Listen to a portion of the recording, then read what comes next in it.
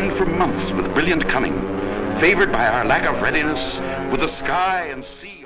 Hello, comrade. Welcome to the legendary Fighter I-16 training course. Here comes Fighter I-16, nicknamed Ishak, that means donkey.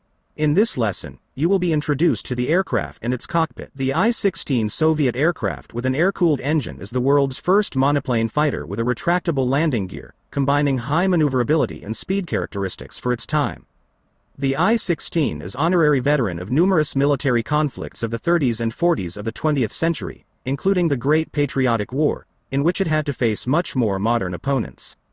This well-known modification, Type 24, is equipped with an M63 engine, 4 Shish KAS machine guns, can carry 6 rockets and up to 200 kilograms of bomb load, as well as external fuel tanks. A pair of lighting landing torches are installed under the right-wing console. The specific short fuselage emphasizes the desire of the creators of the aircraft to improve controllability by reducing the moments of inertia. Let's get to know the cabin. In the upper part there is a POC-1 collimator sight. The sight reticle marking allows you to estimate the distance to the target. For example, a Bf-109K4 aircraft with a wingspan of 10 meters will fill the inner circle of the sight at a distance of 70 meters. If the visibility of the sight is insufficient, the smoky light filter should be raised. In case of failure of the collimator system, there is a mechanical sight. Let's take a look at the dashboard. For convenience of review, you can hold down the num0 key or press the combination right control plus num0 once and fix the camera. To release the lock, press once num0 key. In the upper left corner there is a switch for electrical heating of the clock, which ensures the operation of the mechanism at low temperatures, which is especially important for an open cockpit. The heating is powered by the onboard network of the aircraft.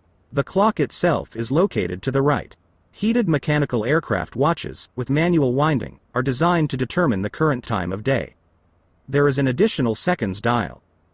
We pass to the shutdown handle. It is used to stop the motor normally. The shutdown is made at low RPM by pulling the handle aft.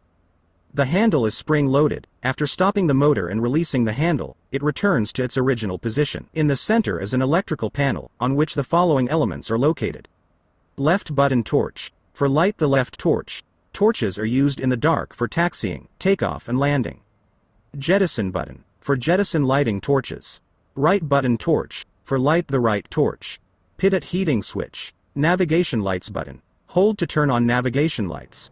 Navigation lights switch. An ammeter is located to the right of the electrical panel, showing the current strength in the electrical circuit of the aircraft.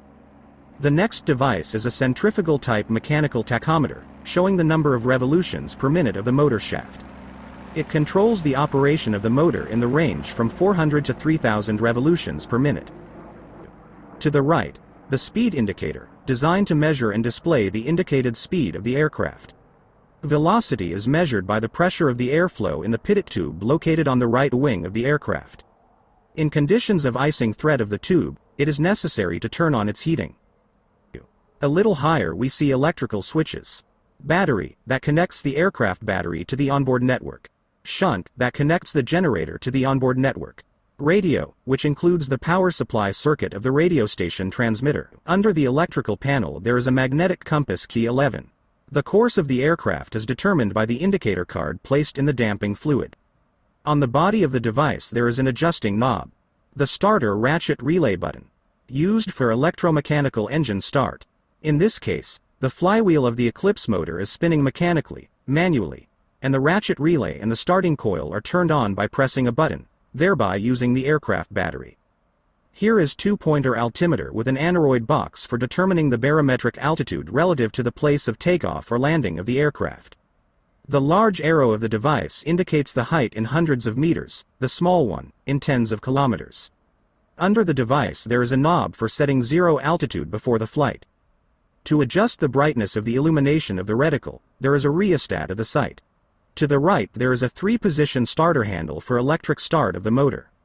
In the aft position of the handle, the starter flywheel is spinning. In the forward position, the starter ratchet is engaged with the motor. Below there is a device for monitoring the temperature of the engine cylinders.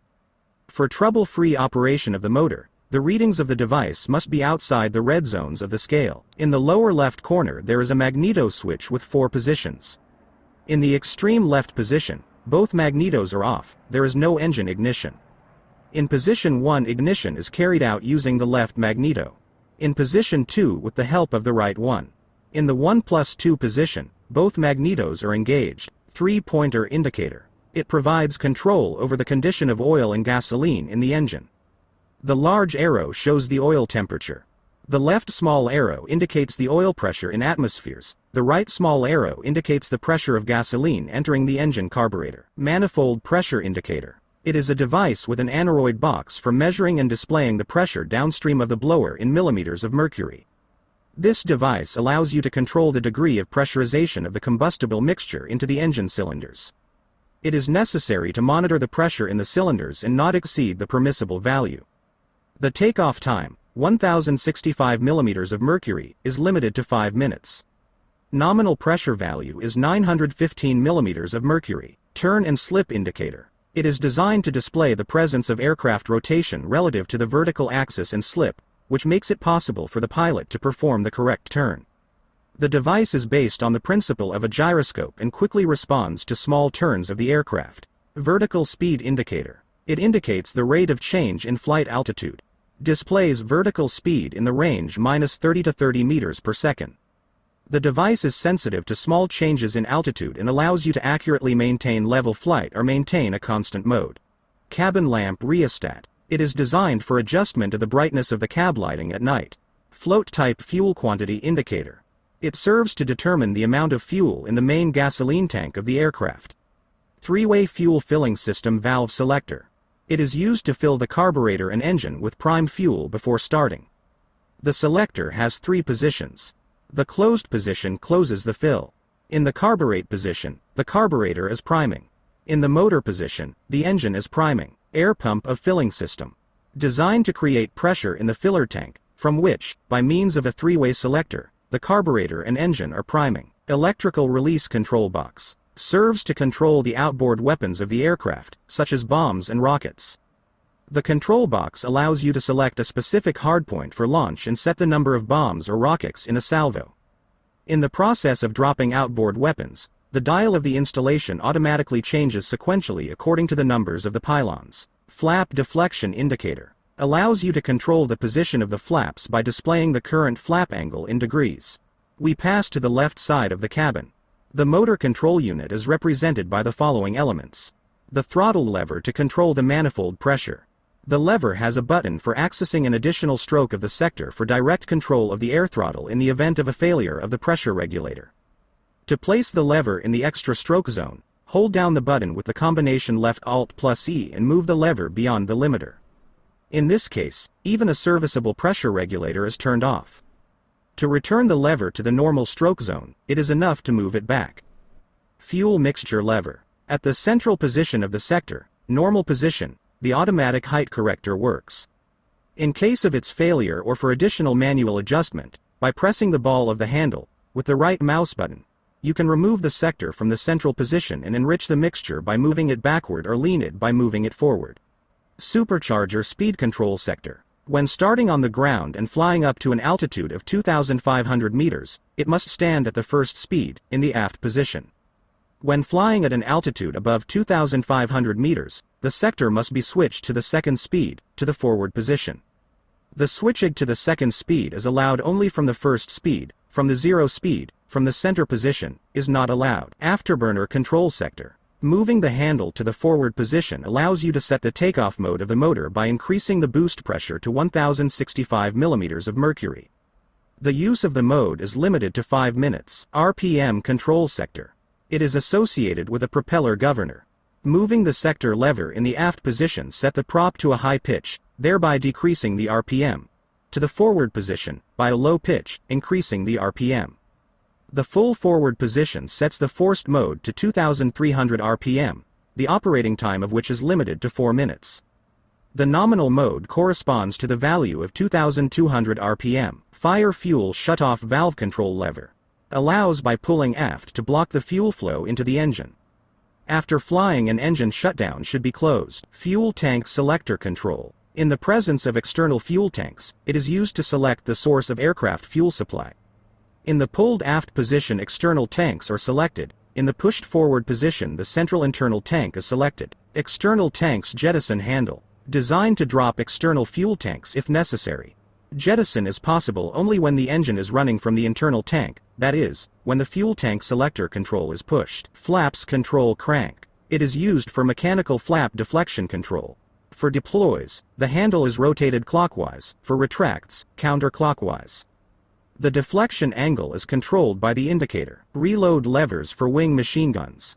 They serve for ground loading, for reloading in case of delays in firing, as well as for setting the wing machine guns on the safety. Reload handles of the nose machine guns are used when loading on the ground and removing firing delays in flight. We pass to the right side of the cabin. Engine cowl flaps control sector. Designed to control the degree of blowing by the cooling airflow of the engine cylinders. In the aft position of the lever, the cowl flaps are completely closed. In the forward position, they are completely open. It should be remembered that as the cowl flaps open, not only the cooling efficiency increases, but also the aerodynamic drag of the aircraft. Below is the oil cooler control lever. As in the cowl flaps control sector, the aft position of the lever completely closes the oil cooler. The forward position completely opens it. Manual starter flywheel clutch lever. It is used for mechanical engine startup without the use of electricity. In this case, the starter flywheel rotates manually, and the ratchet is turned on by pulling aft the cable wiring by the ball. At the same time, there is no amplification of the spark plugs, which should be taken into account in winter. Oxygen equipment supplements the missing amount of oxygen for breathing during flight at altitudes from 4,500 to 10,000 meters. The equipment doses the oxygen supply at altitude automatically using an aneroid that regulates the working pressure in the reducer. The composition of the equipment. Oxygen manometer. It shows the pressure of the available oxygen in the cylinder. Oxygen flow indicator. When oxygen is supplied, the readings must correspond to the current flight altitude. Otherwise, manually correct the flow using the aneroid capsule handwheel. Oxygen shut-off valve. To use the oxygen equipment, the valve must be opened by turning it counterclockwise. Aneroid capsule handwheel for adjusting the automatic oxygen supply according to the readings of the oxygen flow indicator. Emergency valve control lever serves for manual setting the oxygen flow in case of failure of the aneroid capsule. Seat height adjustment lever. Allows you to adjust the height of the pilot's seat within 110 millimeters. We pass to the control unit of the landing gear retraction system. Landing gear crank. It is necessary to rotate it clockwise for deploying the landing gear and counterclockwise for retracting. Landing gear jaw lever. It controls whether the landing gear crank retracts or deploys the landing gear. The up position corresponds to raising and the down position corresponds to deploying. Emergency gear lock. Used in the event of the drag brake tensioner failure to load the lower system drum while deploying the landing gear. It also used to lock the landing gear after deploying. In other cases, it must be disabled by setting the lock to the forward position. Landing gear drag brake tensioner. It loads the lower system drum when the landing gear is deploying to prevent slack in wheels wires. The tensioner is engaged by placing the handle in the aft position. When retracting the landing gear, the tensioner must be released by moving the handle to the forward position. The position of the landing gear is monitored by a mechanical indicator in the upper part of the cab. The indicator is made as a scale and a tube with cutouts, inside of which there are wires. The ends of the wires have balls that mark the position of the landing gear. When the landing gear is extended, the balls are in the center of the indicator. In the process of retracting the landing gear, the balls diverge in different directions. There are weapon control triggers on the top of the control stick. Nose machine guns trigger. Wing machine guns trigger. Weapon release button. The triggers are connected to the machine guns mechanically by wires. The release button sends the electrical signals to the electrical release control box. Control box of the receiving radio station RSI-3 SOCAL. The box contains the following receiver controls. On-off toggle switch to engage and disengage the radio receiver. Volume control knob to adjust the level of incoming signals. Frequency switcher selector to set one of the 5 preset frequencies of the receiver. Radio tweaking knob for fine-tuning. The knob has a smooth double-sided stroke to the right and left of the middle position, indicated by the 0 on the scale. This concludes the cockpit review.